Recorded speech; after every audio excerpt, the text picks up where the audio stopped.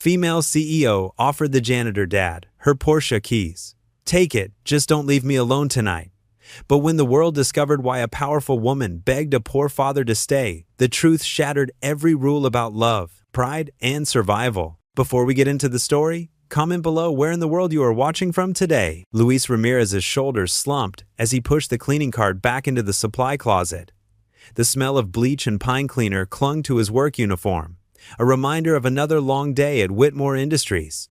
His knees creaked as he bent down to store the last mop, and he winced at the familiar twinge in his lower back. Just a few more years, he whispered to himself in Spanish, touching the small silver cross that hung from his neck. The same prayer he'd repeated every night since Maria passed away 5 years ago. He wasn't praying for himself anymore.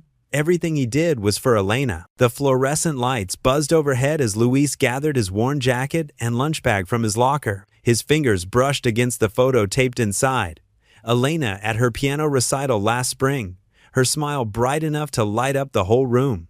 Pride swelled in his chest, mixed with an ache that Maria couldn't see their daughter growing into such a beautiful young woman. The night cleaning crew was already arriving. As Luis made his way through the gleaming lobby, he nodded to Jim, the security guard, who was starting his evening shift. "Have a good night, Mr. Ramirez," Jim called out with a friendly wave. "You too, Jim. Stay warm out there." The autumn air bit through his thin jacket as Luis hurried toward the bus stop. He could see the bus approaching in the distance, and his heart sank. It was too far away, moving too fast.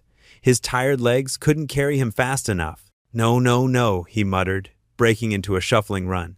But it was no use. The bus pulled away just as he reached the stop, its taillights disappearing into the evening traffic. Luis's chest heaved as he caught his breath, checking his watch. The next bus wouldn't come for another hour. His phone buzzed in his pocket, and Elena's name lit up the screen. "Papa?" Her voice was tight with worry. "The study group ran late, and I missed my ride.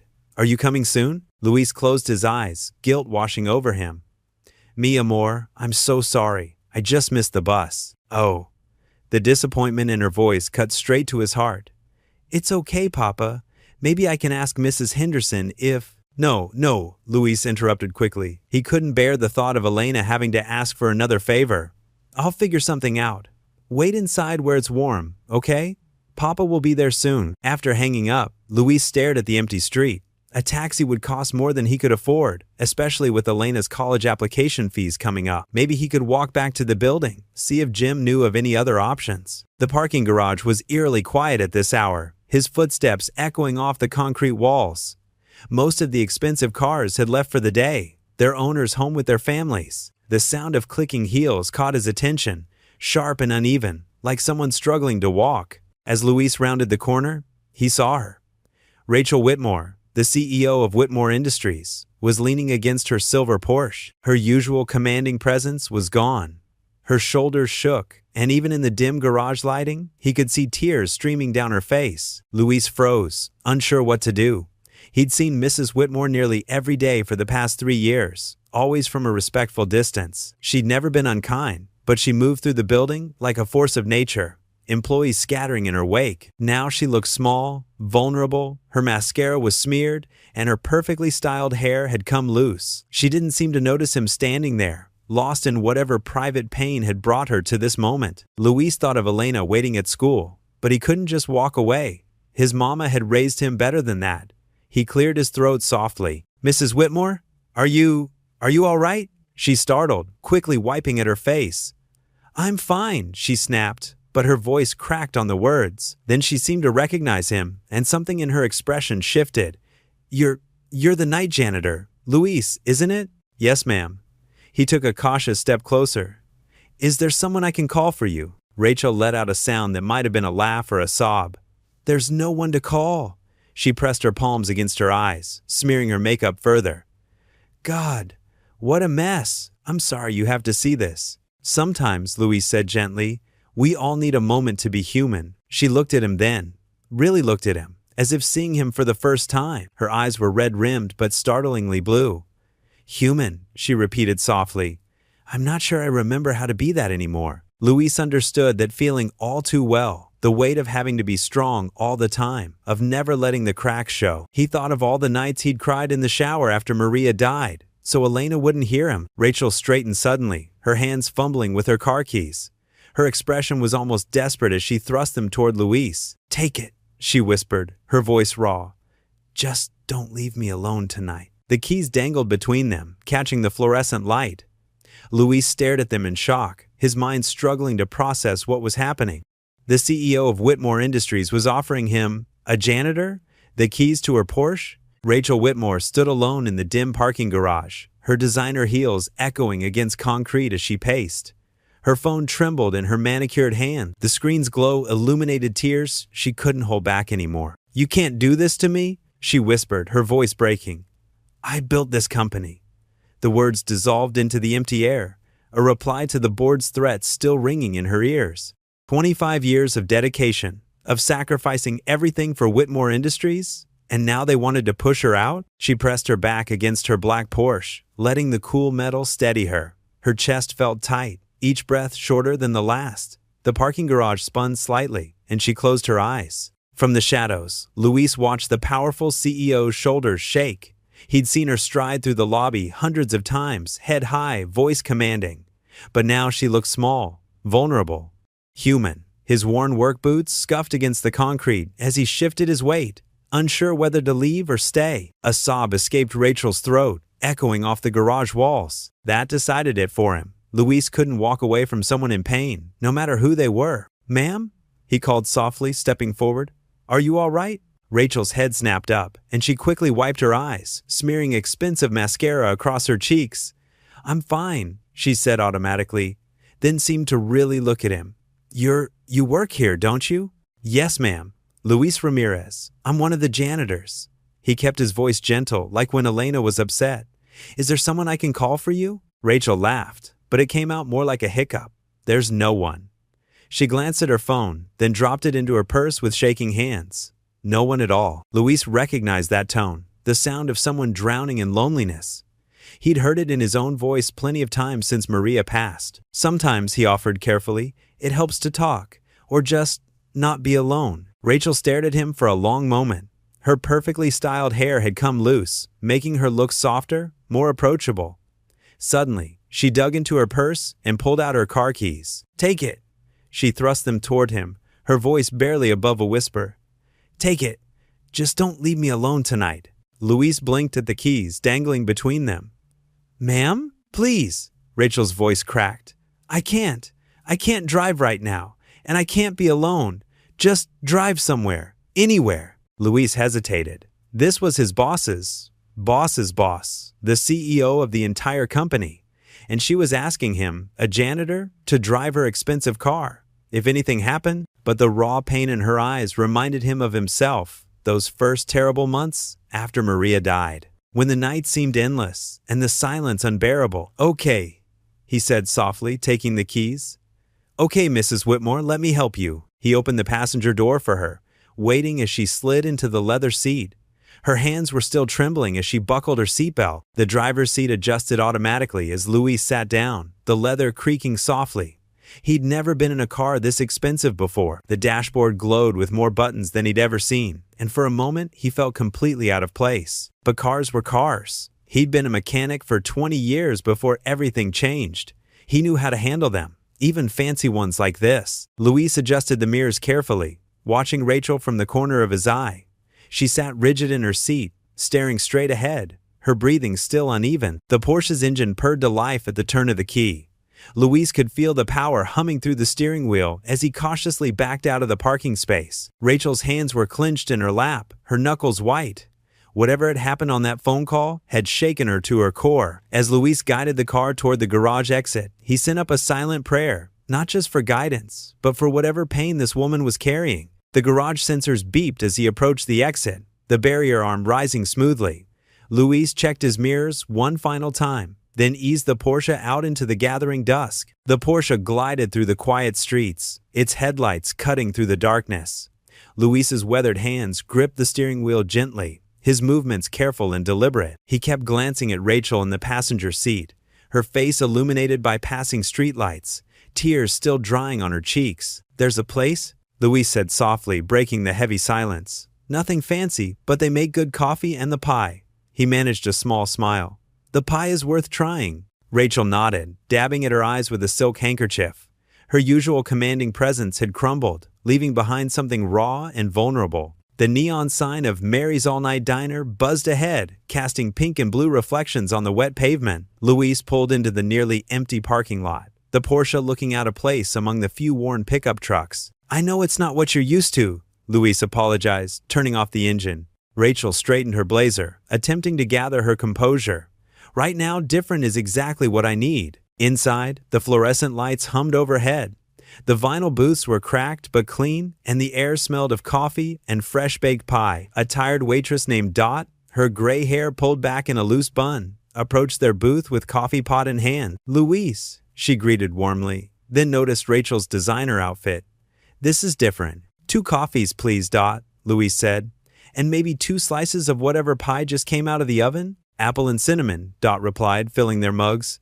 "Fresh as can be." Rachel wrapped her hands around the warm ceramic mug, her perfectly manicured nails a stark contrast to the chipped diner porcelain. "Thank you," she whispered, her voice still unsteady. They sat in silence for a moment, the quiet broken only by the soft clink of spoons stirring coffee and the distant sound of dishes being washed in the kitchen. Luis added cream to his coffee with careful movements, his janitor's hands clean but bearing the marks of years of hard work. "My Maria loved this place," Luis said finally, his voice gentle. "We used to come here late at night when she couldn't sleep during her treatments." Rachel looked up from her coffee. "Treatments? Cancer," Luis said, the word heavy with memory. 5 years ago. We tried everything, spent everything. In the end." He shook his head, taking a slow sip of coffee. Dot returned with 2 generous slices of pie, steam still rising from the golden crust. The scent of cinnamon filled the air between them. "I'm sorry," Rachel said, meaning it. "Was that when you started working at Whitmore Industries?" Luis nodded, cutting into his pie. "Had to start over. Elena was 12 then. She needed me to be strong, but some days." He paused, collecting himself. "Some days it feels impossible to be enough." Rachel's hand trembled as she set down her coffee cup. "I understand that feeling. After James, my husband, died, everyone expected me to be this pillar of strength. Rachel Whitmore, the Iron Lady of corporate America." She laughed bitterly. "But inside, I'm just empty." "How long ago?" Luis asked quietly. 7 years. Car accident. One minute we were planning our anniversary trip, the next. She stabbed her fork into the pie, watching the filling spill out. "The board thinks I'm losing my edge. Maybe they're right. Today they threaten to remove me if I don't get it together." Her voice cracked on the last words. Luis reached across the table, hesitated, then gently patted her hand. "Sometimes the strongest thing we can do is admit when we're not okay." Rachel looked at his hand on hers, work-worn, honest, caring. "Elena is lucky to have you. She's all I have," Luis said, his face softening. "But she's more than enough. She's so bright, so determined. Top of her class, plays the piano like an angel. Even with everything we've been through, she never stops dreaming big." As he spoke about Elena, his entire demeanor changed. Pride replaced weariness. Joy overcame sorrow. Rachel found herself leaning forward, drawn in by his obvious love for his daughter. "She sounds remarkable," Rachel said, taking a bite of pie. The warmth of apple and cinnamon spread across her tongue, comforting and real. "She is," Luis agreed. "She's applying for college scholarships now, works so hard, never complains about our situation, but I see how tired she gets trying to do it all." Rachel glanced at her watch, nearly midnight. Luis noticed and straightened up. "I need to pick her up," he said apologetically. "She's waiting at the library. They let her stay late to study." Rachel gathered her purse, pulling out bills to pay for their meal. "Let me drive you both home." "That's not necessary."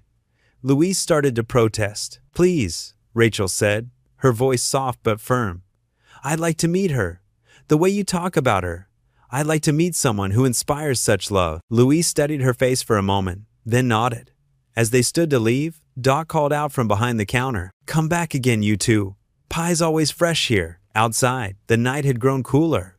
Luis opened the passenger door for Rachel before walking around to the driver's side. As they pulled away from the diner, its neon lights growing smaller in the rearview mirror, Rachel felt something she hadn't experienced in years. A genuine connection, born of shared pain and unexpected understanding. The Porsche's sleek silhouette pulled into the dimly lit parking lot of Jefferson High School's gymnasium. A lone figure sat on the concrete steps, Elena Ramirez, her dark hair tied back in a neat ponytail, surrounded by textbooks and a violin case.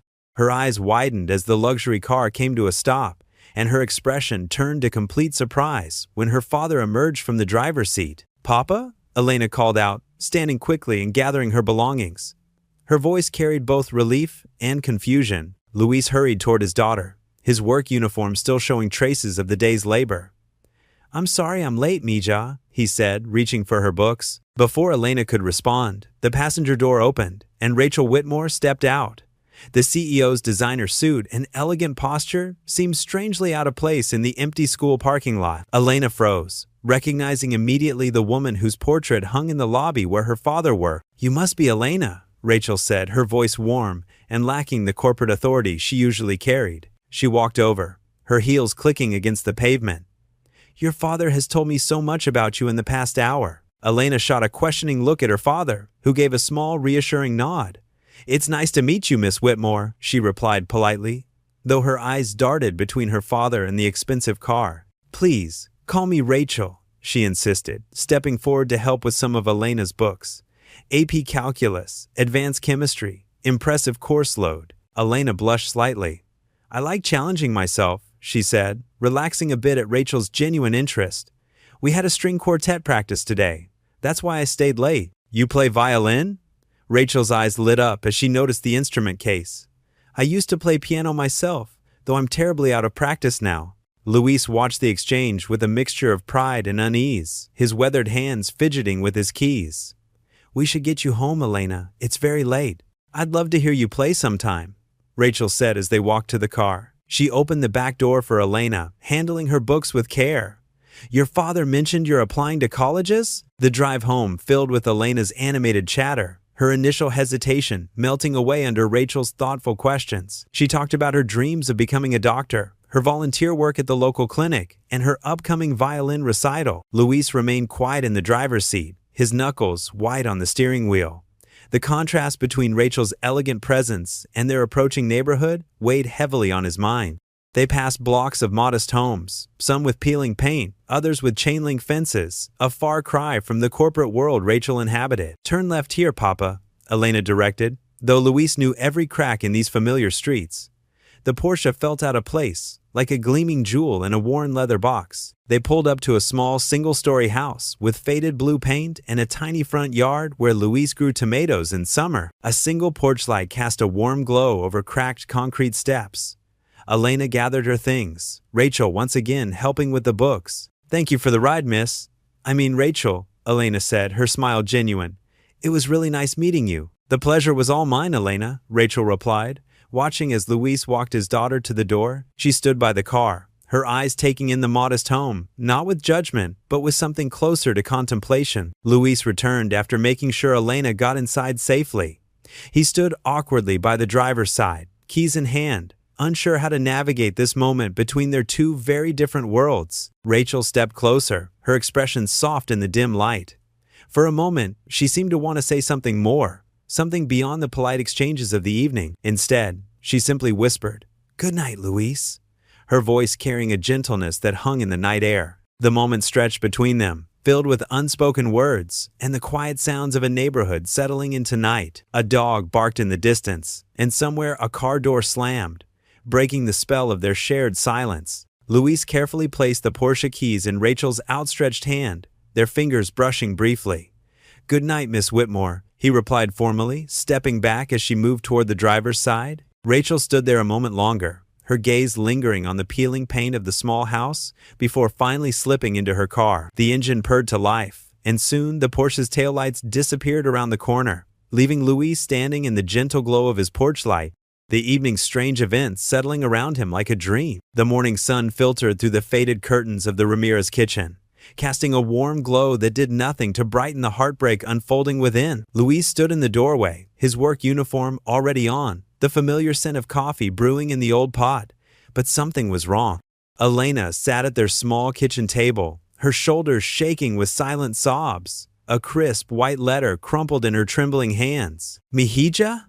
Luis's voice was soft as he approached, his work shoes clicking against the worn linoleum floor. "What's wrong?" Elena looked up, her eyes red and puffy, tears streaming down her cheeks. "I didn't get it, Papa," she whispered, her voice breaking.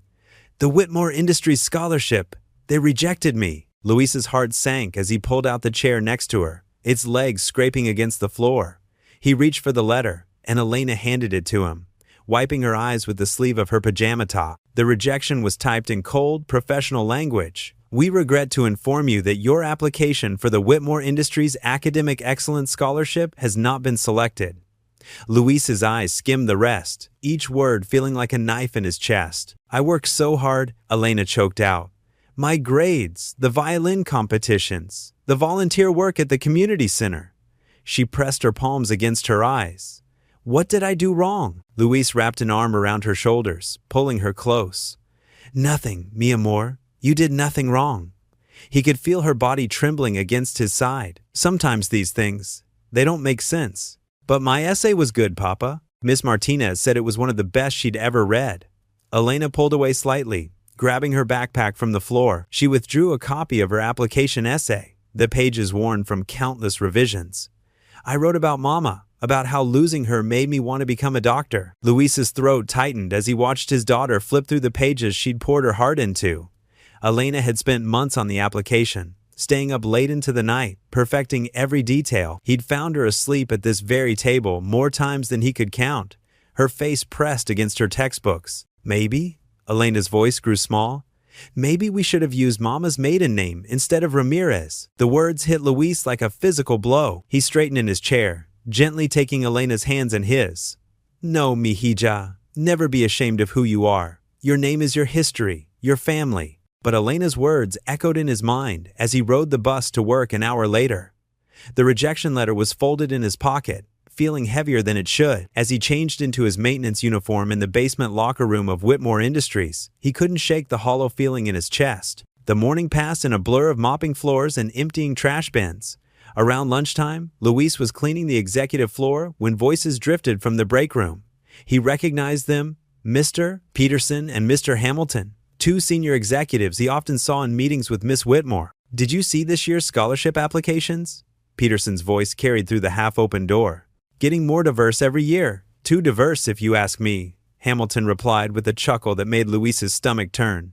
"I mean, look at the names. Martinez, Ramirez, Chin. Whatever happened to good old-fashioned merit-based selection?" "Well, that's what the cultural fit criteria are for," Peterson said.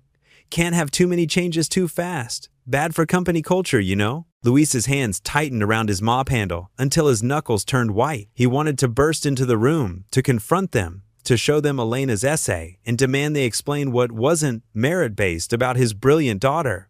But he couldn't. This job was all they had. The executive's laughter continued, each sound like acid in Luis's ears. He thought about Rachel Whitmore, about their conversation in the diner, about how she'd seemed so different from these men. But she was their boss. She had to know. This was her company, her scholarship program. The image of Rachel's kind eyes and gentle smile from the night before shattered in Luis's mind. He remembered how Elena had lit up when meeting her, how she talked about nothing else on their ride home. "She's so inspiring, Papa," Elena had said. "A woman, CEO, leading such a big company." Now, as Luis mechanically pushed his mop across the polished floor, he felt sick. The Porsche keys, the late-night confession, the moment of connection. Had it all been an act? Was Rachel Whitmore just better at hiding her prejudices than her executives? He reached into his pocket and touched the rejection letter again. His daughter's dreams, crushed by a system that judged her by her name, before even reading her words. The same system that kept him cleaning floors instead of fixing engines, that had him counting pennies while executives laughed about cultural fit over catered lunches. The morning sunshine seemed to mock him now as it streamed through the tall office windows. Luis caught his reflection in the glass, an aging man in a janitor's uniform, invisible to the people who decided his daughter's future before she even had a chance to prove herself. He thought about Rachel's vulnerability in the parking garage, her whispered plea not to be left alone. But now he wondered, how many other families had been left alone with rejection letters, their children's dreams swept aside like the dirt he cleaned from these floors every day? Luis pushed his cart toward the elevator, his movements automatic after years of the same routine. But today, everything felt different. The halls seemed longer, the lights harsher, and the weight of his daughter's broken heart pressed down on him with each step. Rachel's heels clicked against the marble floor as she strode through the lobby of Whitmore Industries. Her jaw remained tight from the morning's board meeting, where old men in expensive suits had spent 2 hours questioning her every decision. Her navy blazer felt like armor, but today it wasn't enough to make her feel strong. Through the corner of her eye, she spotted Luis. He was methodically cleaning the brass railings near the elevator, his movements careful and precise. The same hands that had steadied her Porsche's steering wheel last night now worked with quiet dignity at their usual task. Rachel's chest tightened. She quickened her pace and kept her eyes forward, ignoring the urge to say good morning. The elevator ride to the executive floor felt endless. Rachel pressed her forehead against the cool metal wall, remembering how Luis had listened to her grief without judgment, how Elena's bright smile had lit up the car. The memory made her current cowardice feel even worse. "Miss Whitmore," her assistant greeted as she entered the office. "The scholarship committee left these files for your final review." Rachel nodded, taking the stack of folders. She hadn't paid much attention to the scholarship program before. It was just another corporate initiative she rubber-stamped. But now, sitting at her desk, she began to flip through the applications with new interest. The rejected pile was significantly larger than the accepted one. Rachel scanned the names, her throat growing dry as patterns emerged. Rodriguez, Martinez, Chen, Kumar, all denied despite impressive qualifications. Then she saw it: Ramirez, Elena, and her hands began to shake. She pulled Elena's application from the stack. Perfect grades, glowing teacher recommendations, musical achievements, leadership roles. Rachel read every word twice, her anger building with each line. There was absolutely no justification for this rejection. "Send me the meeting minutes from the scholarship committee." Rachel barked into her phone. Within minutes, she was reading through their deliberations, her face growing hot. Candidate seems risky. Cultural fit concerns. Limited networking potential. The coded language of discrimination was right there in black and white. Her own company, her father's company, was systematically excluding talented students based on their names and backgrounds. Rachel pushed back from her desk and walked to the window. From her top-floor vantage point, she could see Luis far below, pushing his mop across the lobby floor. The same floor her own father had started on 60 years ago, before building this company from nothing. He believed in giving others a chance. When had that changed? The previous night's conversation echoed in her mind. Luis describing how he'd picked up extra shifts to pay for Elena's music lessons. The pride in his voice when he talked about her perfect GPA, the way Elena's eyes had sparkled when she described her dreams of college. And here sat Rachel, leading the very company that had just crushed those dreams. Not because Elena wasn't qualified, but because of her last name. Because of assumptions made by men who'd never met her. Men who'd probably never had an honest conversation with someone like Luis in their lives. Rachel's hands curled into fists. She'd let this happen. In her drive to maintain power and please the board, she'd ignored the quiet corruption happening right under her nose. She'd become part of the problem. Looking down at Luis again, Rachel whispered, "I owe them more than apologies." The words felt hollow in her empty office. She watched him work, remembering how he'd shown her kindness when she'd needed it most. Meanwhile, her company had shown his daughter nothing but prejudice. From her high perch, Rachel observed Luis's methodical movements across the lobby floor. Each careful stroke of his mop reflected the same patience and dignity he'd shown behind the wheel of her Porsche, the same strength that had helped him raise a remarkable daughter alone. The contrast between his quiet integrity and her own complicit silence made her stomach turn. Last night, over coffee and pie, she'd felt a real connection, a reminder of her own humanity beyond the corporate mask. Now that connection only amplified her shame. The scholarship rejection letters had already gone out. Elena's dreams had already been damaged. And Rachel had helped make it happen, even if only through her negligence. The weight of that responsibility pressed down on her shoulders as she watched Luis work below, unaware that the woman he'd comforted last night had failed his daughter so completely. Rachel stepped back from the window, unable to watch any longer. Her office suddenly felt suffocating. All crystal and chrome and corporate sterility. She sank into her chair, surrounded by the evidence of her company's discrimination and her own moral failure. The scholarship files sat accusingly on her desk. Elena's application lay open on top, her school photo smiling up at Rachel, the same bright smile that had thanked her so warmly last night for the ride home. Rachel stared at the picture, her vision blurring with tears of frustration and shame. She thought of Luis hearing Elena's dreams of college, dreams now tainted by this rejection. She imagined him trying to comfort his daughter while carrying his own disappointment, all because of biased decisions made in this very building, under Rachel's own authority. The morning sun streamed through her office windows, casting harsh light on the damning paperwork spread across her desk. Rachel sat motionless, crushed between her gratitude for Luis's kindness and her guilt over her company's cruelty. The distance between her executive suite and the lobby floor had never felt greater. Rachel found Luis in the employee break room, methodically eating a simple sandwich from a paper bag. When she entered, his shoulders tensed, and he quickly began gathering his things. "Please stay," Rachel said softly, holding up a hand. She pulled out a plastic chair and sat across from him, her designer suit a stark contrast to his gray uniform. "I'd like to talk about Elena." Luis's hand stilled on his lunch bag. "Miss Whitmore, if this is about the scholarship, it is, but not in the way you think." Rachel leaned forward, her perfectly manicured nails drumming lightly on the table. "Tell me about her dreams. What does she want to study?" Luis hesitated, studying Rachel's face for any sign of mockery. Finding none, he slowly relaxed his grip on the paper bag. "She wants to study music education, to teach children." A small smile touched his weathered face. "Elena, she has this gift. When she plays piano at church, even the fidgety kids sit still. I'd like to help her prepare for other scholarship opportunities," Rachel said carefully, "if you'll allow it." "We don't need charity, Miss Whitmore. Not charity, mentoring." Rachel's voice grew gentle. "Let me make up for what happened here." After a long pause, Luis nodded slowly. "I will ask Elena." That evening, Rachel's Porsche looked out of place, parked in front of the modest Ramirez home. She clutched her leather portfolio, suddenly nervous as she approached the door. Elena answered her knock, dark eyes curious but welcoming. "Dad said you wanted to help?" Elena led her into their small living room, where a worn, upright piano stood against one wall, sheet music carefully organized on top. "I've been through more scholarship interviews than I can count," Rachel said, settling onto their well-loved couch. "Both receiving and giving them. I know what committees look for." Luis appeared from the kitchen with 3 mugs of coffee on a tray. "Elena, you don't have to. I want to try, Papa." Elena's voice was firm but respectful. "Miss Whitmore knows things we don't about this process." And so began their evening sessions.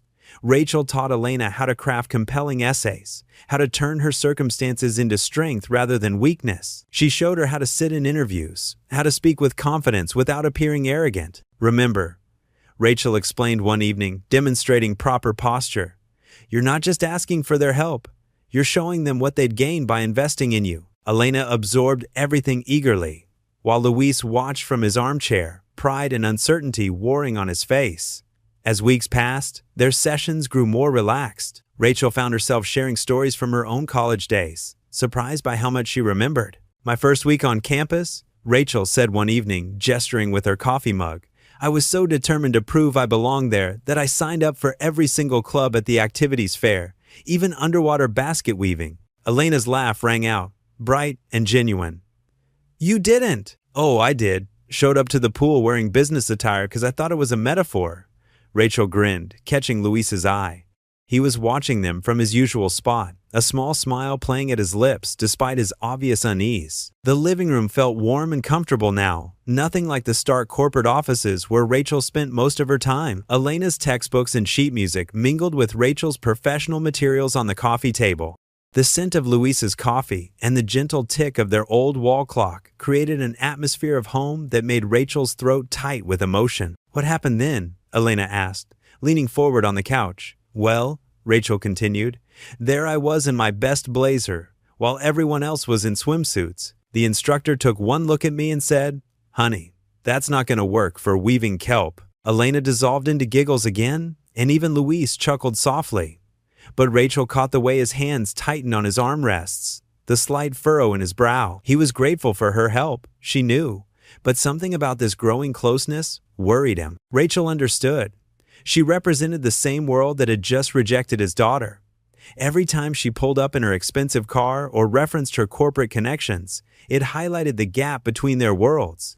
Yet here she sat, drinking coffee from their mismatched mugs, watching Elena bloom under proper guidance, feeling more at peace than she had in years. Elena started playing a piece on the piano, her fingers dancing over the keys with natural grace. Rachel closed her eyes, letting the music wash over her.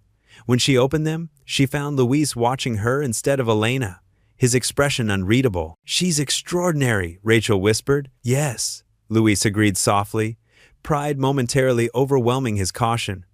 "Just like her mother." The music swelled, filling the small room with hope and uncertainty in equal measure. Rachel sat back, savoring this moment of belonging, while knowing that Luis's wariness was far from unfounded.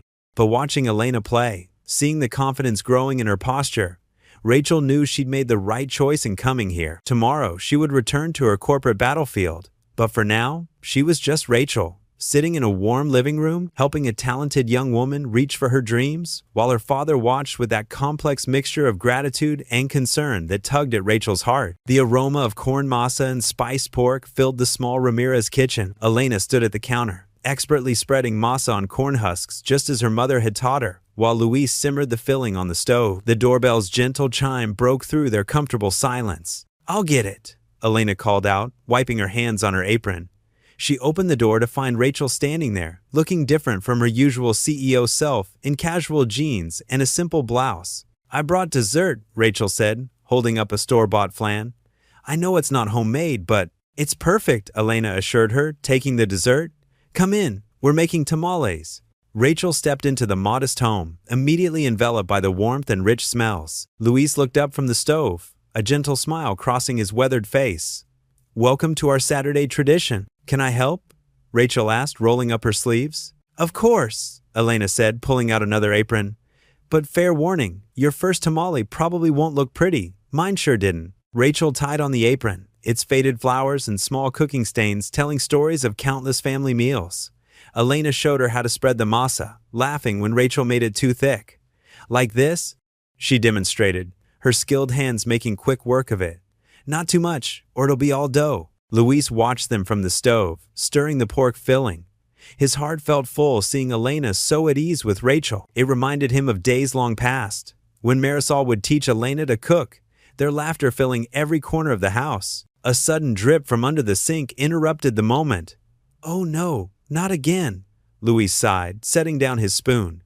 He crouched to check the pipes, his knees protesting. "Let me look," Rachel offered, surprising them both. "I used to help my husband with repairs. Well, mostly I handed him tools, but I learned a thing or two." Luis hesitated, his pride warring with practicality. Finally, he nodded. "The wrench is under there." Rachel lay on her back, sliding under the sink. "Oh, I see the problem. The coupling's loose." She reached up, trying to tighten it.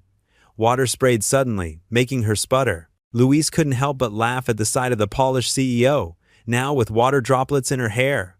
"Here, let me show you," he said, kneeling beside her. His hands guided hers on the wrench, showing her the right angle. The simple touch sent warmth through both of them. "There," he said softly, as the dripping stopped. Elena watched them from the counter, a knowing smile playing on her lips.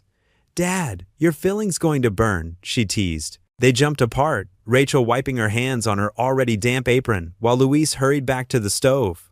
Elena just shook her head, returning to her tamales. As the afternoon wore on, they fell into an easy rhythm. Rachel's tamales improved under Elena's patient instruction, though they still looked a bit lopsided compared to the perfect ones Luis and Elena produced.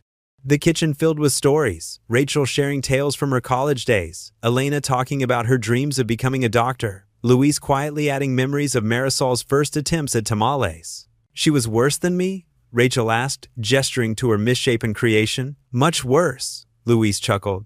"The first batch was inedible, but she never gave up. That was her way, always persistent." When the tamales were finally done, they gathered around the small kitchen table. Steam rose from their plates as they unwrapped the corn husks, revealing the tender meat and perfectly cooked masa inside. "These are amazing," Rachel said after her first bite. "I've never had homemade tamales before. Even the crooked ones?" Elena teased. "Especially the crooked ones," Rachel laughed. "They have character." After dinner, Rachel helped Elena spread her textbooks across the coffee table. "Now, about that calculus test on Monday," she said, pulling out a pencil. Luis watched them from the kitchen as he cleaned up, noting how Rachel explained concepts clearly, breaking them down until Elena's face lit up with understanding. The evening air called to him, and Luis stepped out onto the small front porch. Stars dotted the sky above, twinkling like the Christmas lights Marisol used to hang. He leaned against the railing, his voice barely a whisper. "Gracias, mi amor," he said to the stars, to Marisol. "Thank you for sending help when we needed it most." The gentle breeze seemed to carry his words upward, and for a moment, he could almost feel Marisol's presence, warm and approving. Through the window behind him, he could hear Elena's laughter mixing with Rachel's patient voice as they worked through another math problem. The sound wrapped around him like a familiar blanket, reminding him of evenings long ago when his home was filled with similar joy. Rachel smoothed her silk evening gown and checked her reflection one last time before knocking on the Ramirez's front door. Her heart fluttered with nervous excitement. After weeks of quiet evenings sharing meals and helping Elena study, she was about to pull them into her world. Luis opened the door, wearing an old but carefully pressed suit that made Rachel's throat tighten with emotion. He had polished his worn dress shoes until they gleamed. "You look very nice," Rachel said softly. Luis tugged at his collar, clearly uncomfortable. "This old thing? I haven't worn it since." He paused, and Rachel knew he was thinking of his wife's funeral. "Dad, I can't get this zipper," Elena called from inside. Rachel stepped past Luis with a gentle smile. "Let me help." She found Elena in her bedroom, struggling with a navy blue dress they'd bought together last weekend. The teenager's face was pinched with worry as she fought with the stuck zipper. "Here, sweetie." Rachel's fingers worked the zipper free. "There we go. You look beautiful." Elena spun to face the mirror, her eyes wide. The dress transformed her from a schoolgirl to a young woman. "I've never been to anything this fancy before," she whispered. "You'll do wonderfully," Rachel assured her. "Just be yourself." Luis appeared in the doorway, his expression soft as he looked at his daughter. "Your mama would be so proud to see you now, mi amor." Elena's eyes glistened.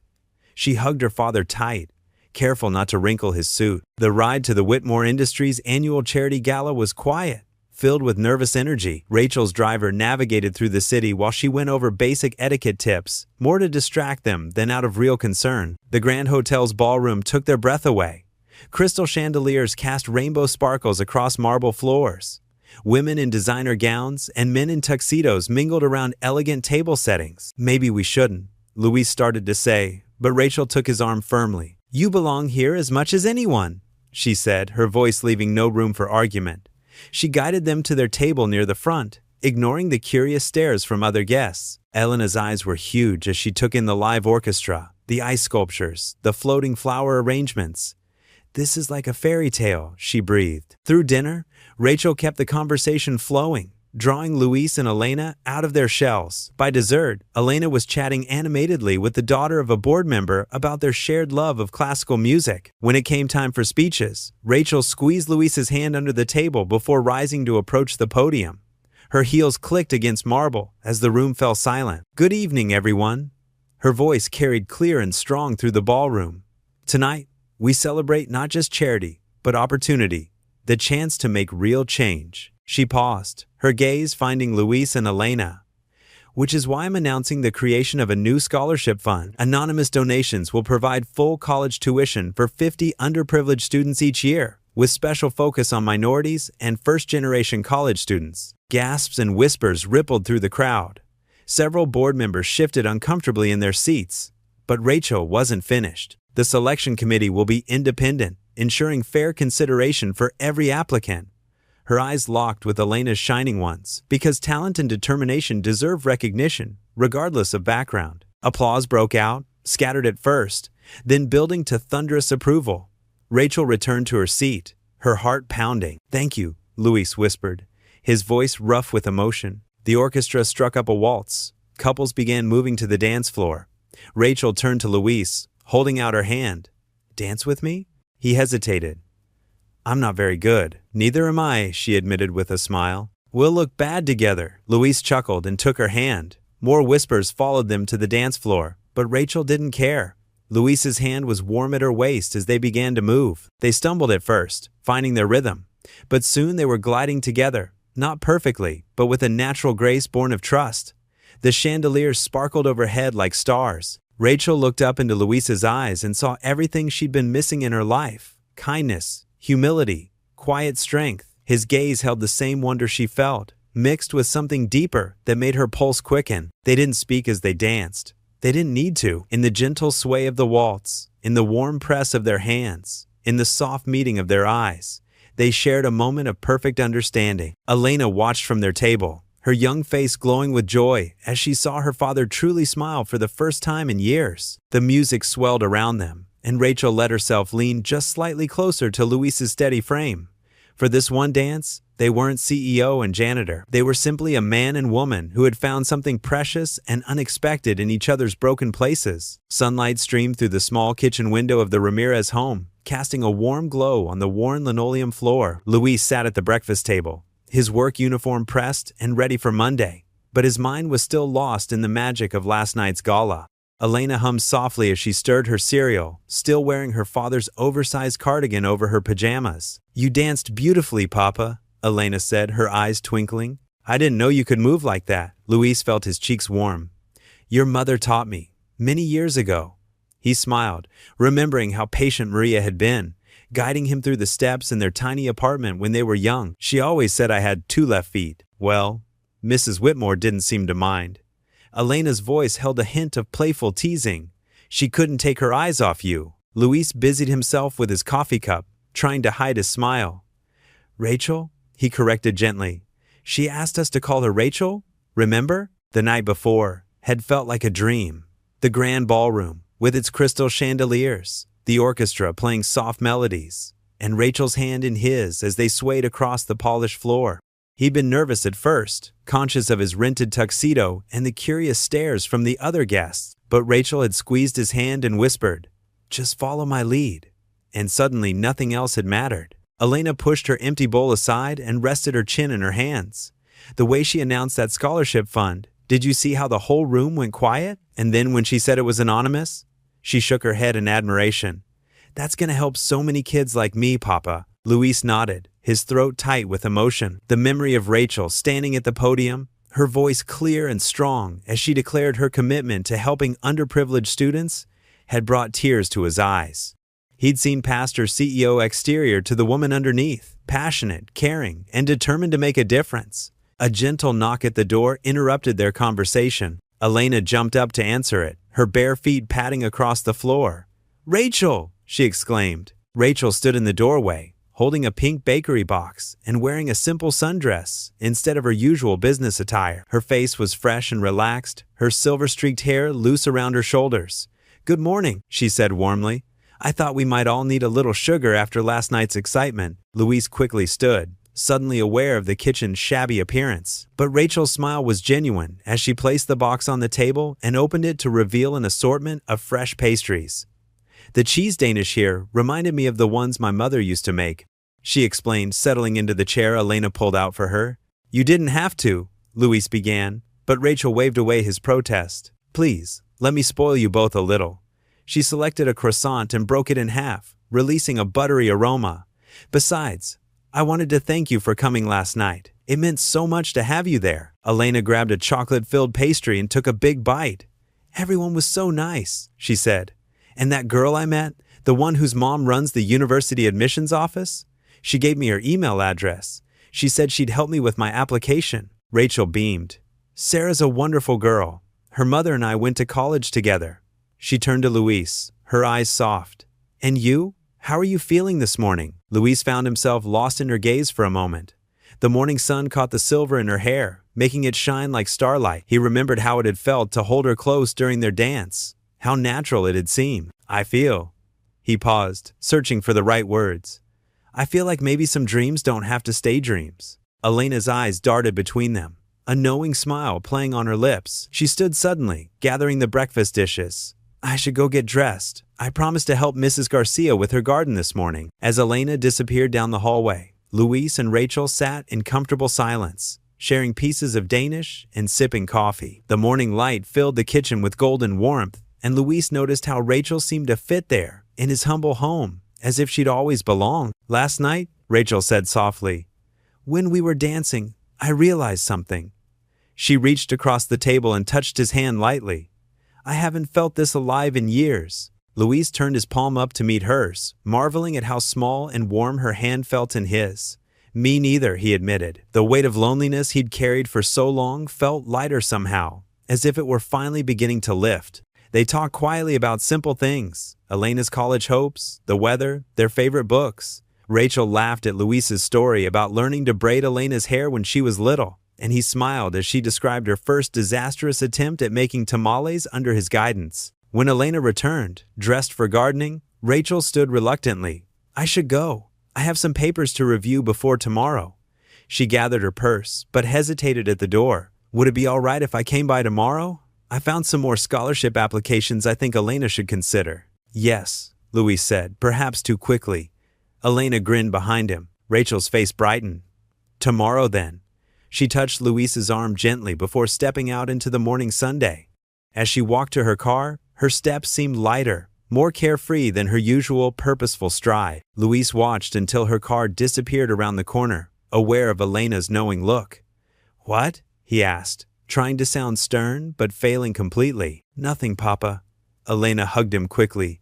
"Nothing at all." Rachel's heels clicked against the marble floor as she approached the boardroom. Her navy suit was impeccably pressed, but her hands trembled slightly as she gripped her leather portfolio. The previous night's joy at the gala felt like a distant dream now. The heavy wooden doors loomed before her. Through the frosted glass, she could see the silhouettes of the board members already seated around the long table. Taking a deep breath, she squared her shoulders and pushed the doors open. "Good morning, gentlemen," Rachel said, her voice steady despite her racing heart. The response was ice-cold silence. 12 pairs of eyes stared back at her, hard and unforgiving. At the head of the table, Charles Montgomery, the board chairman, sat with his fingers steepled, his expression carved from stone. "Miss Whitmore," Charles said, emphasizing the miss with barely concealed disdain. "Please, take a seat." Rachel settled into her usual chair, noting how they'd positioned her at the far end of the table, like a defendant before a jury. The morning sunlight streaming through the floor-to-ceiling windows felt harsh and exposing. "Would you care to explain your actions at last night's gala?" Charles's voice cut through the silence. "I announced a scholarship initiative that will benefit deserving students," Rachel replied, chin lifted. "It's good PR and—" "Good PR?" Bernard Wheeler, another board member, interrupted with a bark of laughter. "You've made us look weak, vulnerable, like we're admitting to discrimination that doesn't exist." Rachel's fingers curled around the edge of her portfolio. "The statistics in our hiring and scholarship programs tell a different story, gentlemen. And I believe—" "What you believe," Charles cut in, "is irrelevant. This board has spent decades building this company's reputation. We can't have a CEO who goes rogue, making unilateral decisions that affect our entire corporate structure." The air in the room grew thicker. Rachel could feel sweat beginning to form at the base of her neck. "Furthermore," Charles continued, sliding a document across the polished table, "your behavior with certain employees has been noted. Dancing with the cleaning staff? Really, Rachel?" Heat rushed to Rachel's face. She thought of Luis, of his quiet dignity, of the warmth in his eyes as they danced. "I don't see how my personal associations—" "Everything you do reflects on this company," Bernard snapped. "Everything," Charles cleared his throat. "We've called this emergency meeting to inform you that the board has voted. Your services as CEO will no longer be required, effective immediately." The words hit Rachel like a physical blow. She struggled to maintain her composure as Charles continued outlining the terms of her forced resignation: a generous severance package, non-disclosure agreements, the careful PR spin they'd put on her departure. Through the boardroom's glass walls, she could see office workers beginning to gather, whispering among themselves. News traveled fast in corporate corridors. Already, she could see the mixture of shock and schadenfreude on their faces. In the hallway below, Luis pushed his cleaning cart, unaware of the drama unfolding above. He paused when he noticed the unusual crowd gathering, their eyes all turned toward the boardroom. A knot formed in his stomach as he caught fragments of whispers. CEO forced out, "That scholarship announcement, dancing with a janitor." Luis's hands tightened on his cart handle. He'd seen this before. The way power could crush people who dared to show kindness, who tried to change things, the way the system protected itself. Upstairs, Rachel sat perfectly still as the board members filed out, none meeting her eyes. Only Charles remained, standing at the door. "Security will escort you to clear out your office," he said, his tone almost bored. "We'll need your parking pass and building access card." Rachel stood on shaky legs, her designer heels suddenly feeling like lead weights. The walk to her office felt endless, past rows of cubicles where employees quickly looked away, past conference rooms where people stopped mid-meeting to stare. A security guard waited by her office door, Mike, who had greeted her cheerfully every morning for the past decade. Now he couldn't meet her eyes. Inside her office, Rachel found a cardboard box already waiting. She stared at it. This small container meant to hold 15 years of her professional life. With mechanical movements, she began to pack. A framed photo of her late husband, a crystal paperweight he'd given her, a few personal files. Her hands brushed against the scholarship application forms she'd been reviewing. Elena's among them. She added them to the box, her vision blurring with unshed tears. Through her office windows, she could see the city sprawling below. The empire she'd helped build now slipping through her fingers like sand. The morning sun that had seemed so promising earlier now felt like a spotlight, illuminating her humiliation for all to see. Luis watched from the hallway as Rachel emerged from her office, clutching a single cardboard box. Her usual confident stride was gone, replaced by careful steps that seemed designed to maintain whatever dignity she had left. The security guard hovered nearby, an unnecessary reminder of her fall from grace. She paused briefly near Luis's card, their eyes meeting for a moment. In that brief exchange, volumes passed between them. Apology, understanding, shared pain. But before either could speak, Charles appeared at the end of the hallway. "Miss Whitmore, your car service is waiting," he announced loudly, ensuring everyone could hear. "Unless there's anything else?" Rachel straightened her spine, adjusted her grip on the box, and walked toward the elevator. Her heels clicked against the floor one last time, a sound that had once commanded respect, now marking the rhythm of her retreat. As the elevator doors closed on Rachel's pale face, Luis could hear the whispers starting again, like insects crawling through the walls. "Did you hear? Can you believe? That's what happens when..." He turned back to his cart, his movements steady and practiced, but his heart heavy with the knowledge that kindness could be punished, that trying to change things could cost everything. The morning sun continued to shine through the windows, indifferent to the small tragedies playing out beneath its light. Elena sat cross-legged on her bed, surrounded by college brochures and scholarship applications. Her laptop screen glowed in the dimming evening light as she scrolled through the Whitmore Industries website, searching for information about the new scholarship program Rachel had announced at the gala. A notification popped up on her screen, an email from one of her friends who had also applied to the original Whitmore scholarship. Elena clicked it open, her eyes widening as she read. "Did you see this article about the discrimination at Whitmore Industries? Your rejection letter makes sense now." Elena's hand shook as she clicked the attached link. The local business journal's headline screamed across her screen, "Whitmore Industries under fire for discriminatory scholarship practices." The article detailed how Hispanic applicants had been systematically rejected over the past 5 years. Her chest tightened as she scrolled through the article, recognizing her own experience in the statistics. But what made her stomach truly drop was the mention of Rachel Whitmore, CEO during all those years of discrimination. "Elena?" Luis called from downstairs. "Rachel's here." Elena heard Rachel's familiar warm greeting, the sound of grocery bags being set down in the kitchen. The same Rachel who had spent hours helping her with college essays. The same Rachel who had danced with her father at the gala. The same Rachel who had known, must have known, about her rejection all along. Anger bubbled up inside her chest as she grabbed her rejection letter from her desk drawer and stormed downstairs. Rachel stood in their small kitchen, unpacking ingredients for dinner, her designer blazer draped over a kitchen chair. "Elena, honey, I brought everything for that pasta recipe you wanted to try." Rachel's smile faltered as she saw Elena's face. "Was this all just a game to you?" Elena's voice cracked as she held up the rejection letter. "Did you feel sorry for the poor Hispanic janitor's daughter?" Luis stopped arranging plates, turning to face them. "Elena, what's wrong?" "She knew, Dad." Elena thrust her phone toward him, the damning article displayed on the screen. "Her company rejected Hispanic applicants on purpose. She knew when she got our scholarship application. She knew when she started coming here." Rachel's face drained of color. "Elena, please let me explain." "Explain what? How you pretended to care about us while your company discriminated against people like me?" Elena's eyes filled with tears. "Was this some kind of charity project for you? Help the unfortunate minorities to make yourself feel better?" Luis picked up Elena's phone, reading the article with growing dismay. His weathered hands gripped the phone tighter with each paragraph. "All those nights you spent helping me with applications," Elena continued, her voice breaking. "Were you laughing inside? Poor stupid girl, thinking she had a chance? No.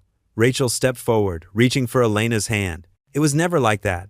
I didn't know about the discrimination until after what? Luis's quiet voice cut through the tension. After you met us? After you gave me your car keys that night? Rachel turned to him, desperate. Luis, please. I discovered the discrimination after that night. I've been trying to fix it. That's why I announced the new scholarship fund, which you didn't tell us about beforehand, Luis said, his voice heavy with disappointment. You didn't tell us about finding Elena's rejection letter. You didn't tell us about any of this. I was afraid, Rachel admitted, her composed CEO facade crumbling. I was afraid of losing this. What we were building here. What exactly were we building, Miss Whitmore? Luis's use of her formal name hit Rachel like a physical blow. Trust? Family? Or was this your way of making amends without having to face the truth? Elena wiped angry tears from her cheeks. I trusted you. I told you all my dreams, my fears. She choked back a sob. I even told Dad maybe you could be like a mom to me someday. Rachel's own tears spilled over. Elena, please. Everything I felt, everything I feel for both of you, it's real. I made mistakes, terrible mistakes, but my care for you is genuine. You should have told us, Luis said, his voice firm but gentle. From the beginning, we deserved that much respect. I know, Rachel whispered. I know that now. Please, let me make this right. I think, Luis interrupted, you should go now. Luis, please. His voice was kind but final. We need time. Rachel gathered her blazer with trembling hands. She looked at Elena, who had turned away, shoulders shaking with silent sobs. Luis walked Rachel to the front door, each step heavy with unspoken words. At the threshold, Rachel turned. Luis, I never meant to. I know, he said softly, but sometimes good intentions aren't enough. He closed the door gently but firmly, the quiet click echoing with finality. Through the door's weathered wood, he could hear Rachel's muffled sobs as she stood alone on their small porch, but he forced himself to turn away. His daughter needed him now. Outside, the evening shadows lengthened as Rachel stood frozen, tears streaming down her face. Everything she'd begun to hope for slipping away like sand through her fingers. Rachel stood at her penthouse window, 40 stories above the bustling city streets. The setting sun painted the sky in brilliant oranges and pinks, but she barely noticed. Her reflection stared back at her in the spotless glass, mascara smudged, hair disheveled, still wearing yesterday's wrinkled silk blouse. The spacious living room felt cavernous around her. Every surface gleamed with expensive furniture and art pieces that had once seemed so important. Now they just reminded her of everything she'd lost. Her fingers traced the cool marble countertop of her kitchen island, remembering how she used to take pride in showing off this view to impress colleagues and business partners. What would you think of me now, James? She whispered to the empty room. Her late husband's photograph sat on the mantel, him beaming at their daughter's high school graduation before the cancer took him. Rachel picked up the silver frame with trembling hands. His kind eyes seemed to look right through her careful facades, just as they always had in life. She sank into her Italian leather sofa, clutching the photo to her chest. The silence pressed in around her, broken only by the faint hum of the climate control system. No phone calls from the office. No urgent emails demanding responses. No assistant hovering nearby with a packed schedule.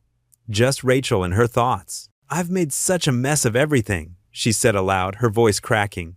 The company, Elena's scholarship, Luis's trust. A sob caught in her throat. The memory of Luis's gentle, disappointed expression when he closed his door on her hurt worse than losing her CEO position. She'd seen that same look of betrayal in her own daughter's eyes years ago, when work repeatedly took precedence over family dinners and dance recitals. Rachel's gaze drifted to the built-in shelves beside her fireplace. Among the business awards and accolades sat a small wooden box she hadn't opened in years. With shaking fingers, she retrieved it and lifted the lid. Inside lay James's last letter to her, written from his hospital bed. The paper had softened with age, its creases well worn from the hundreds of times she'd reread it in those first raw months of grief. She unfolded it carefully now. My dearest Rachel, she read aloud, tears blurring the familiar handwriting. I know you'll make me proud, but remember what I always told you. A legacy of love matters more than any amount of wealth or power. Don't let your beautiful heart get lost in board meetings and bottom lines. Share that warmth I fell in love with. Let people see the real you. She pressed the letter to her lips, remembering James's final weeks. Even then, weak from chemotherapy, he'd worried more about her than himself. He'd known her so well, known how she'd throw herself into work to avoid feeling the pain of loss. "Oh, James," she whispered, "I did exactly what you warned me not to do. I built walls instead of bridges. I chose control over connection." Rising unsteadily, Rachel walked to her home office.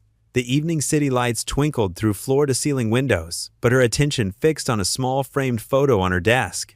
It showed her and James on their wedding day, both laughing as they fed each other cake. She barely recognized that carefree version of herself. "When did I stop laughing like that?" she wondered aloud. Her fingers brushed the glass over James's smiling face. "When did I forget how to let people in?" The memories flooded back. James teaching their daughter to ride a bike while Rachel watched from the porch. His infectious laugh when she burned dinner. The way he'd dance with her in the kitchen for no reason at all. He'd brought out her playful side, helped her not take herself so seriously. "I miss you so much," she whispered, tears flowing freely now. "I thought I was honoring your memory by being strong, by never showing weakness.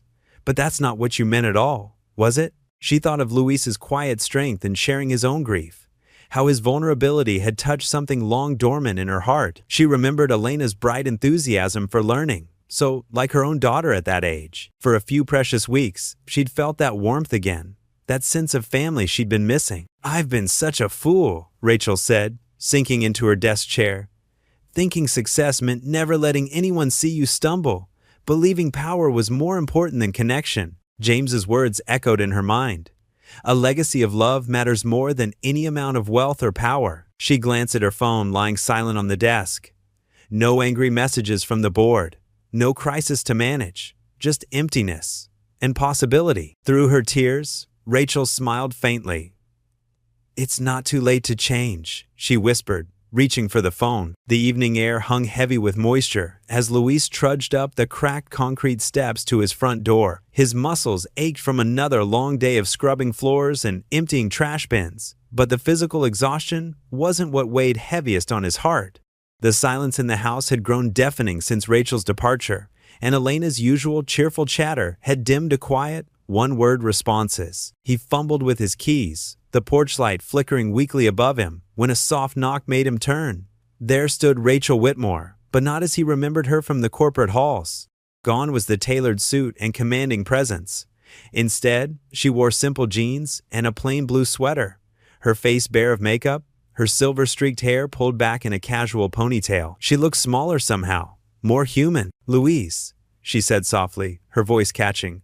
"Please, may I speak with you?" He noticed her hands trembling slightly at her sides. The sight stirred something in him, remembering how his own hands had shaken the night his wife passed, how vulnerable it felt to stand before someone with your defenses stripped away. "Elena's studying at the library," he said. "Neither invitation nor dismissal." Rachel nodded, taking a deep breath. "Actually, I'd like to talk to you first, if that's all right." Luis leaned against the doorframe, fatigue etched in the lines around his eyes.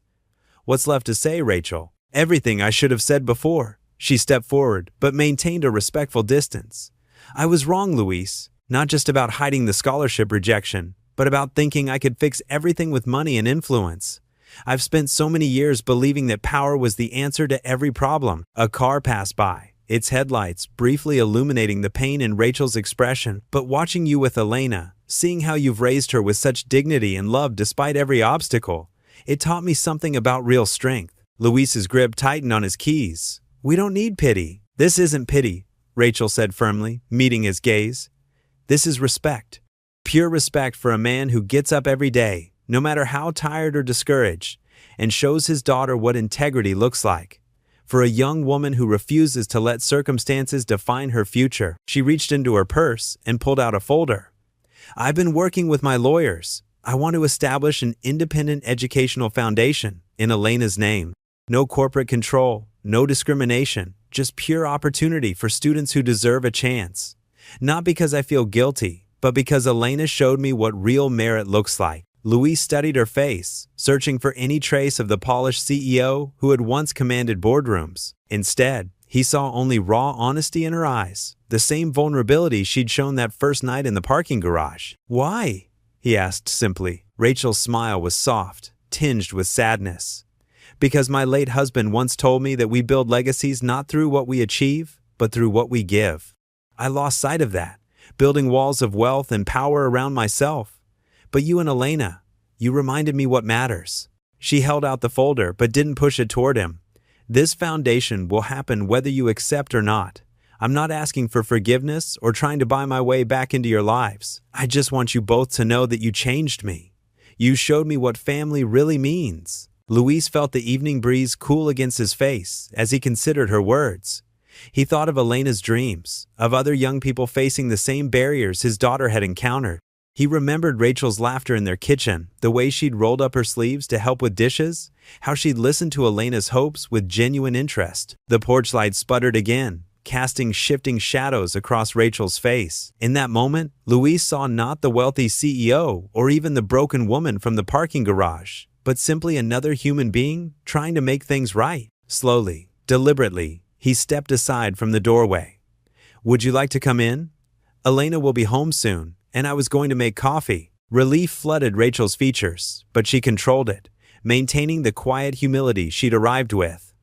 "Thank you, Luis. I'd like that very much." As she crossed the threshold into their modest living room, Luis noticed how she carried herself differently now, not with the sharp authority of a corporate executive, but with the gentle presence of someone who had finally found her true worth beyond titles and power. The same lamp that had illuminated their first evening of shared confidences cast its warm glow over the worn furniture.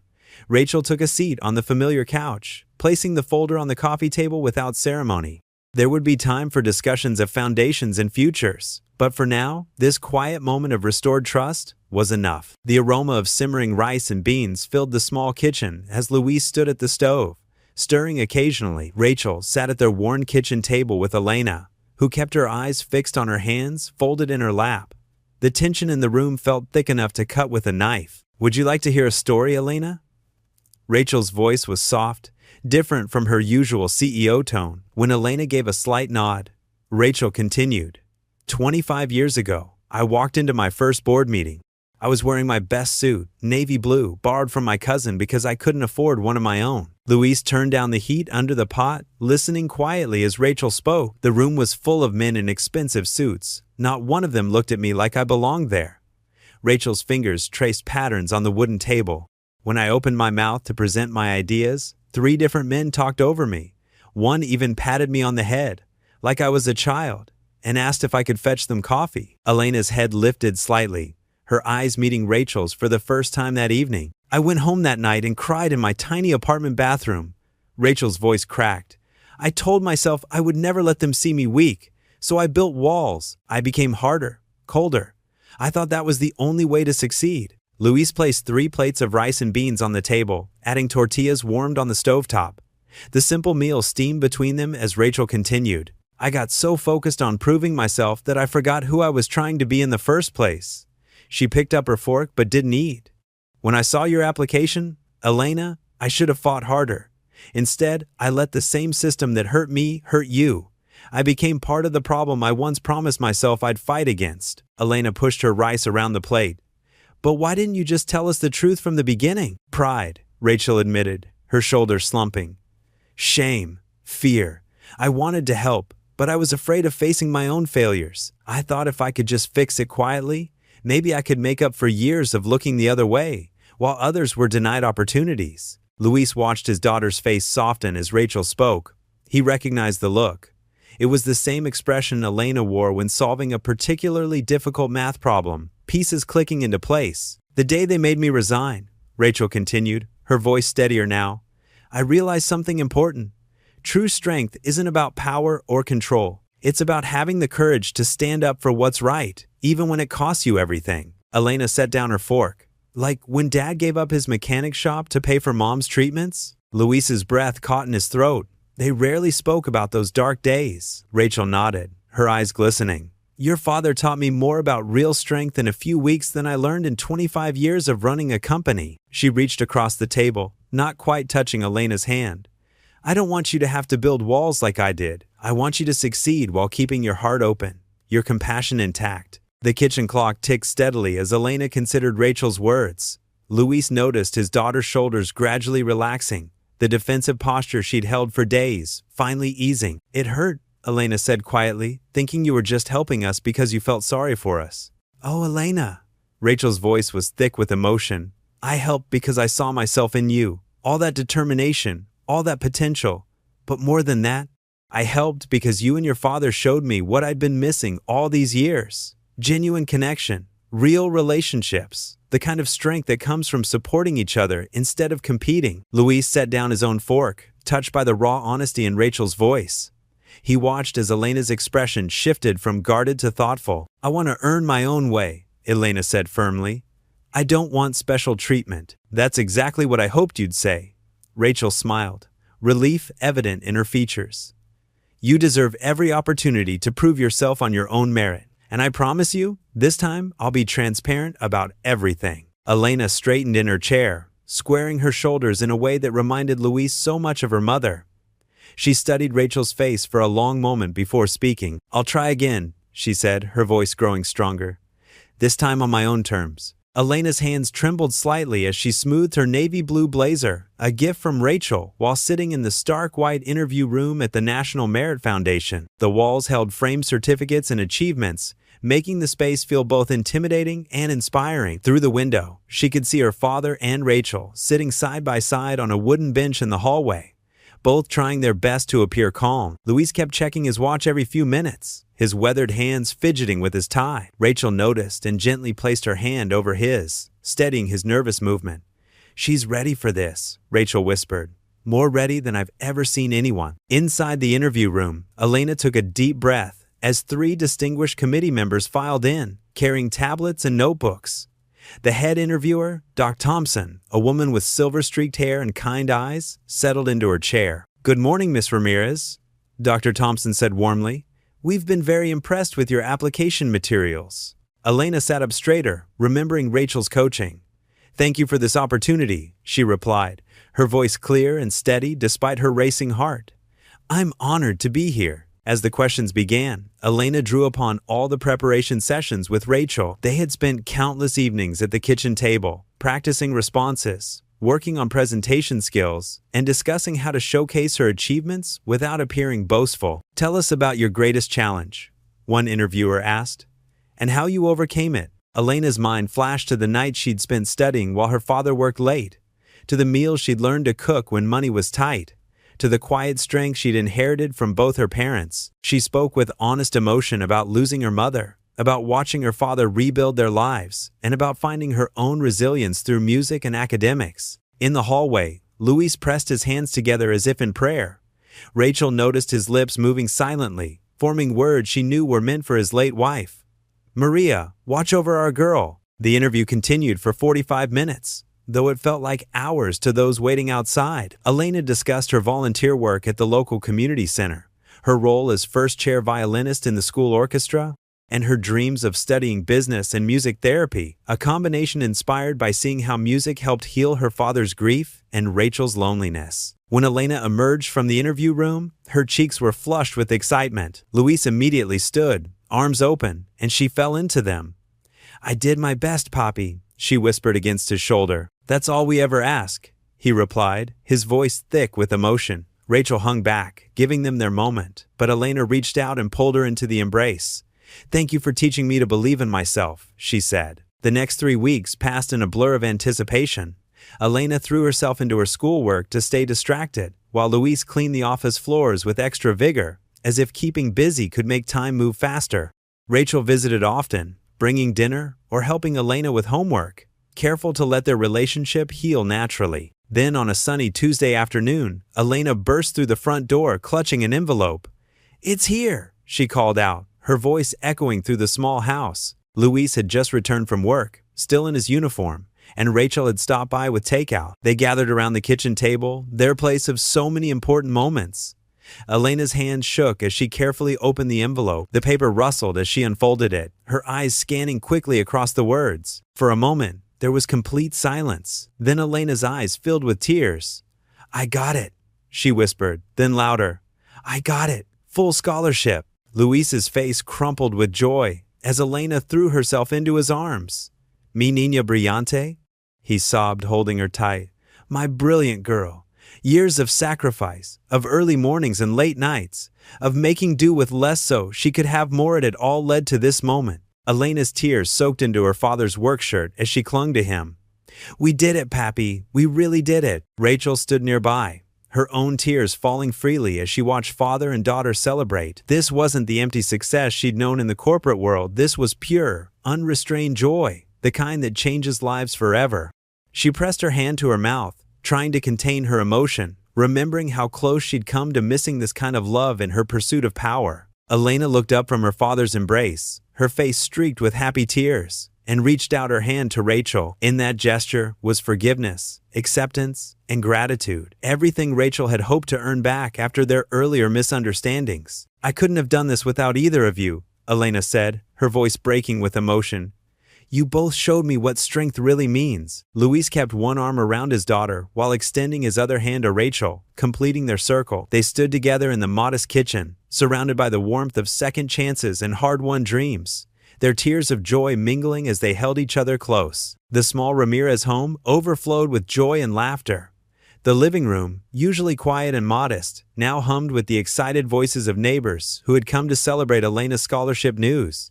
The coffee table displayed a colorful spread of Mexican pastries and homemade dishes, while paper streamers hung from the ceiling in festive swirls. Rachel moved through the crowd with natural grace, carrying a tray of tamales she had learned to make under Luis's patient guidance. Her designer clothes were replaced by simple jeans and a comfortable blouse, and her face glowed with genuine happiness as she served the guests. She caught Elena's eye across the room and winked, drawing a bright smile from the teenager, who was surrounded by admiring friends. "Felicidades, Elena." Mrs. Rodriguez from next door hugged Elena tight. "Your mama would be so proud of you, mija." Elena's eyes glistened at the mention of her mother, but her smile remained strong. Luis stood in a corner, watching it all with quiet pride. His daughter, his Elena, had done it. She had won the scholarship on her own merit, without any special favors. The achievement meant more because of that, because she had faced rejection, picked herself up, and tried again. He watched as she moved among the guests, shoulders straight, head held high, explaining her college plans with newfound confidence. As the afternoon wore on, guests began to drift away, leaving behind empty plates and warm wishes. Elena went outside with her friends to take pictures, their laughter drifting through the open windows. Rachel was in the kitchen, carefully wrapping leftover food in foil containers when Luis approached her. "Here, let me help with that," he said softly, reaching for a container at the same time she did. Their hands touched, and neither pulled away immediately. The kitchen suddenly felt very still. Rachel looked up at him, her eyes gentle. "You must be so proud of her, Luis." "I am." He swallowed hard, his hands still touching hers. "But I need to thank you, Rachel. You didn't give up on us, even when we pushed you away." She shook her head. "I couldn't give up. Not on Elena, not on." She hesitated, then finished softly. "Not on you." Luis felt his heart quicken. The afternoon sun streaming through the kitchen window caught the silver in Rachel's hair, reminding him of how Marisol's hair had looked in their later years together. The thought didn't bring pain anymore. Instead, it felt like a blessing. "I've been afraid," he admitted, his voice barely above a whisper.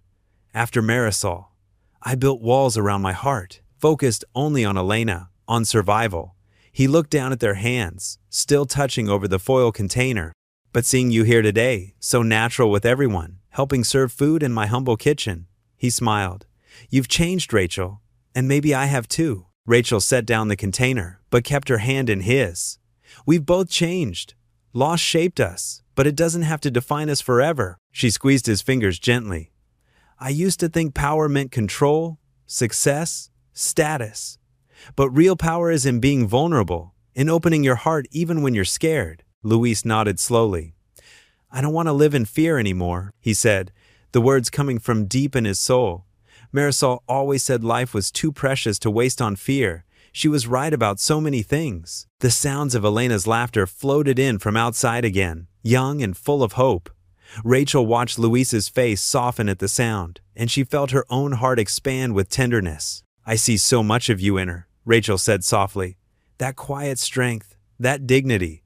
But she's not afraid to reach for joy, Luis. Maybe it's time we followed her example." Luis looked at their joined hands, then back at Rachel's face. The afternoon light painted everything in warm gold, and in that moment, he saw not the powerful CEO she had been, but simply a woman who had found her way to his kitchen, to his life, through all the twists of fate and choice. Rachel squeezed his hand and whispered, "Neither do I." The simple words hung in the air between them, full of promise and possibility.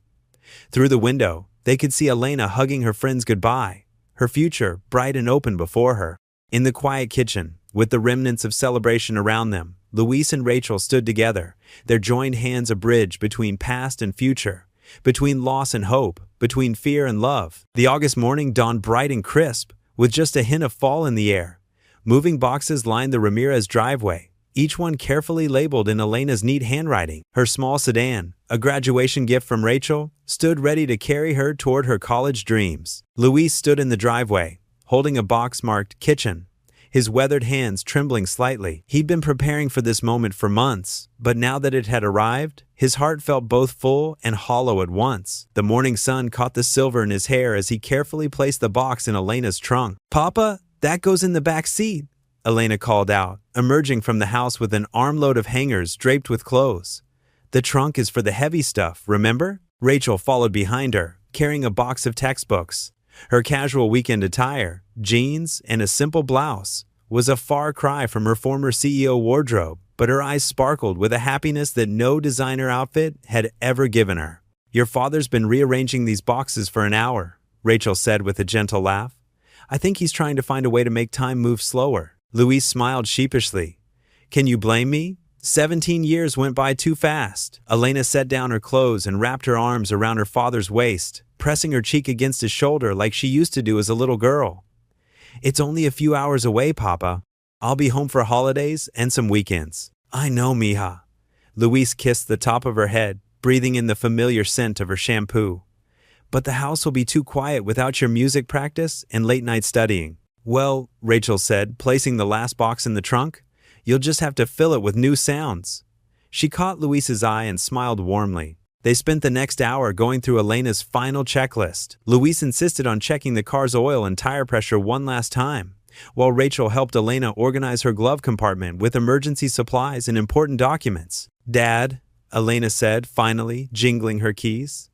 "It's time." Luis nodded, his throat tight. He pulled her into a fierce hug, whispering a prayer in Spanish against her hair. When he released her, his eyes were damp. Elena turned to Rachel, who opened her arms. The two women embraced, their relationship having grown from mentorship to genuine family love over the past months. "Remember everything we talked about," Rachel said, smoothing Elena's hair. "And call us if you need anything at all." "I will." Elena's voice wavered slightly. "Thank you for everything, Rachel. For believing in me, for helping me find my way." "You did that yourself, sweetheart," Rachel replied softly. "We just cheered you on." Elena climbed into the driver's seat, adjusted her mirrors, and took a deep breath. Through the windshield, she could see her father and Rachel standing together, their shoulders touching slightly. The sight made her smile despite her tears. She started the engine and rolled down the window. "I love you both," she called out. "Te amo, mija," Luis responded, his voice thick with emotion. "Drive careful." They watched as Elena's car pulled away from the curb, turned the corner, and disappeared from view. Luis stood frozen, staring at the empty street until Rachel's hand slipped into his. "She'll be fine," Rachel assured him, squeezing his fingers. "She's strong like her father." Luis nodded, unable to speak for a moment. Finally, he turned to Rachel with a sad smile. "The house really will be too quiet now." "Then let's not go there yet," Rachel said. She reached into her pocket and pulled out her Porsche keys, the same ones she'd thrust at him all those months ago in a moment of desperate loneliness. But now, as she held them out to him, her eyes were clear and her smile was sure. "Drive us home," she said softly. Luis looked at the keys, remembering that first night when a broken CEO had trusted a janitor with her car and, unknowingly, with her heart. Now, months later, the gesture carried a different weight, one of choice, of trust freely given, of a future deliberately shared. He took the keys, their fingers brushing. Rachel's hand found its way back to his as they walked to where the Porsche was parked. The setting sun painted the sky in warm oranges and pinks, casting long shadows across the peaceful street. Luis opened Rachel's door first, helping her in with the courtesy that had become natural between them. As he settled into the driver's seat, Rachel's hand came to rest on his, her touch gentle but certain. The engine purred to life, and Luis guided the car onto the street. The setting sun filled the windshield with golden light, wrapping them in its warm glow as they drove toward the horizon. Rachel's fingers intertwined with his on the gearshift, and in the comfortable silence, they shared a look that spoke of love discovered in unexpected places, of faith restored through small kindnesses, and of a future that neither had imagined possible before that fateful night in a parking garage. The Porsche carried them forward into the sunset, leaving behind an empty driveway but taking with them the promise of new beginnings. What would you do if you were in their place? Comment your answer below and let's see how you'd rewrite the ending. If you enjoyed the story of Luis Ramirez, I handpicked the next story that you will enjoy. Please don't miss this one. Click here to watch it.